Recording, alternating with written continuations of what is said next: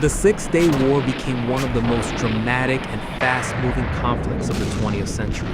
Fought in June 1967 between Israel and a coalition of Arab states, including Egypt, Jordan, and Syria, the war lasted only 6 days, but completely reshaped the political and military landscape of the Middle East.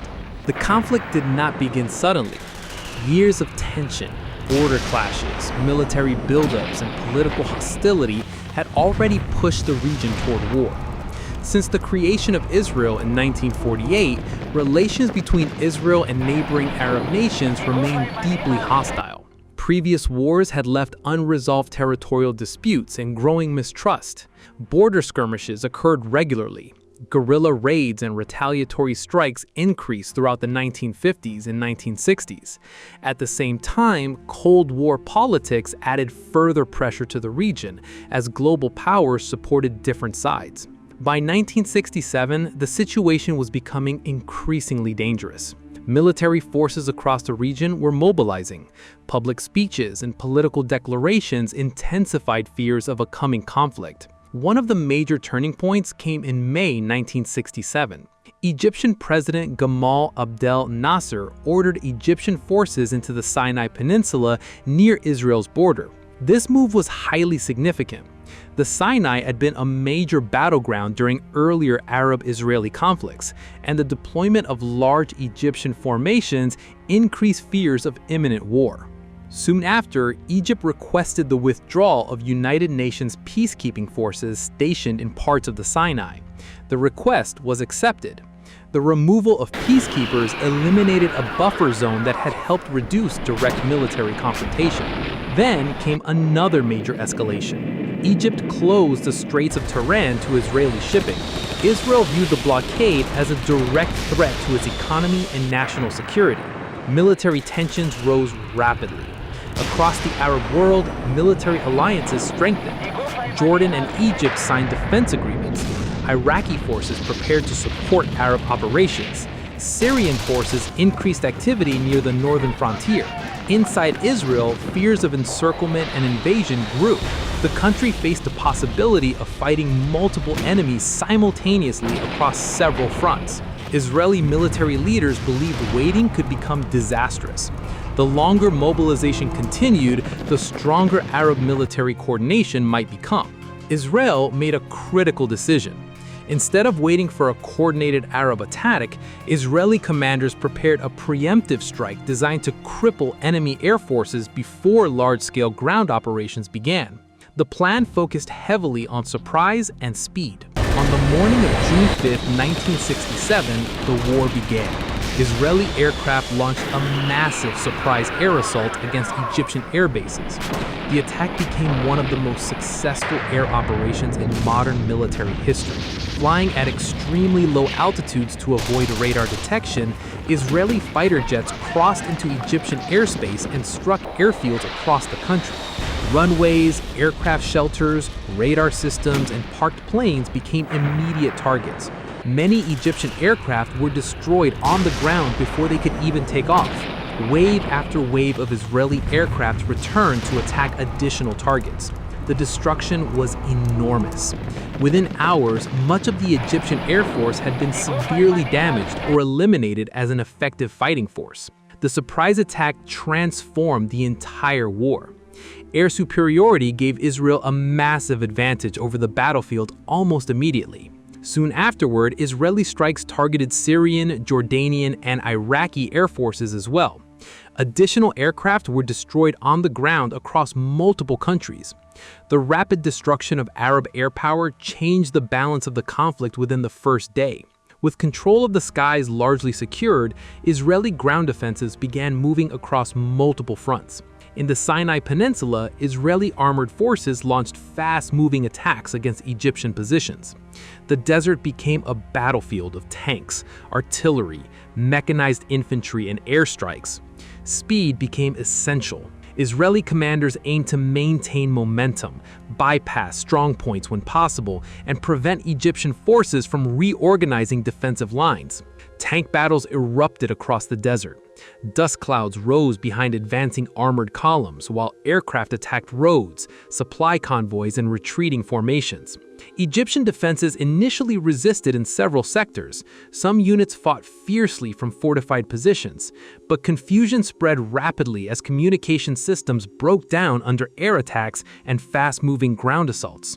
Israeli forces penetrated deep into the Sinai. Defensive positions were bypassed or surrounded, while retreat routes became increasingly dangerous. The desert warfare moved with incredible speed. Columns advanced across open terrain while engineers cleared mines and repaired damaged routes behind the front. Meanwhile, another front opened around Jerusalem and the West Bank. Jordanian artillery began shelling parts of Jerusalem after the war started. Israeli forces responded with major operations against Jordanian positions. The fighting around Jerusalem became especially intense. Urban combat erupted around defensive fortifications, government buildings, and strategic hills surrounding the city. For Israeli forces, Jerusalem carried enormous military, political, and symbolic importance. Street fighting developed in several areas as troops advanced against Jordanian defensive positions.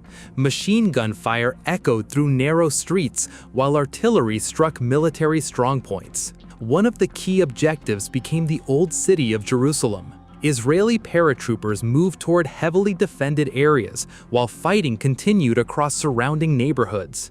Eventually, Israeli forces captured East Jerusalem, including the Old City. The event carried profound emotional and political significance inside Israel and across the wider world. Meanwhile, fighting also intensified on the Syrian front. The Golan Heights represented one of the strongest defensive positions in the region. High ground overlooking northern Israel gave Syrian artillery a major strategic advantage. Israeli commanders initially focused heavily on Egypt and Jordan before turning major attention northward. Once operations began against Syria, the terrain created enormous challenges. Steep slopes, fortified bunkers, trenches, and artillery positions defended the heights. Israeli forces launched difficult assaults uphill under heavy fire. The fighting became fierce and dangerous. Artillery barrages shook the rocky terrain, while tanks attempted to maneuver through narrow mountain routes. Despite strong defenses, Israeli forces gradually advanced onto the Golan Heights. Air superiority again played a critical role by limiting Syrian ability to reinforce and reorganize. By the final days of the war, Syrian positions began collapsing under combined pressure. The speed of the conflict shocked the world. In less than a week, the battlefield map of the Middle East had changed dramatically. Israel captured the Sinai Peninsula from Egypt, the West Bank and East Jerusalem from Jordan, and the Golan Heights from Syria. The scale of territorial change was enormous. Arab military forces suffered heavy losses in aircraft, tanks, artillery, and personnel. The psychological impact across the region was equally powerful. The war transformed military thinking. The Israeli success demonstrated the effectiveness of surprise air attacks, rapid armored movement, coordinated operations, and offensive momentum. Military academies around the world studied the conflict closely. The war also reshaped global politics. Cold War tensions intensified as the Soviet Union supported several Arab states, while the United States increasingly strengthened relations with Israel. Diplomatic crises spread through the United Nations and major world capitals. Inside the Arab world, the defeat triggered political shock and public anger. Questions emerged about military readiness, leadership, intelligence failures, and strategic planning. For Israel, the victory created both security advantages and long-term political challenges. The newly occupied territories became central issues in future conflicts and negotiations. The Six-Day War did not resolve the broader Arab-Israeli conflict. Instead, it created new realities that shaped decades of future tension, diplomacy, and warfare. The human cost of the war was also significant. Thousands of soldiers were killed or wounded during the 6 days of fighting. Civilians across the region experienced displacement, destruction, and fear as combat spread rapidly. For soldiers who fought in the war, the experience was intense and fast-moving. Tank crews battled across deserts, pilots fought for control of the skies, infantry units fought through trenches, hills, and urban streets. The speed of operations often meant little rest and constant movement. The Six-Day War became one of the clearest examples of modern maneuver warfare. Surprise, coordination, intelligence, and speed determined the outcome before many armies could fully react. The conflict also demonstrated the importance of air superiority in modern combat. By destroying enemy air forces early, Israel gained freedom of movement across nearly every battlefield. Yet the consequences of victory would extend far beyond military success. The territorial changes of 1967 became central to future wars, peace negotiations, uprisings, and international diplomacy for decades afterward. The Six-Day War remains one of the most studied conflicts in modern history. A war fought across deserts, cities, mountains, and skies. A conflict decided through speed and surprise, and a six-day campaign that permanently reshaped the Middle East.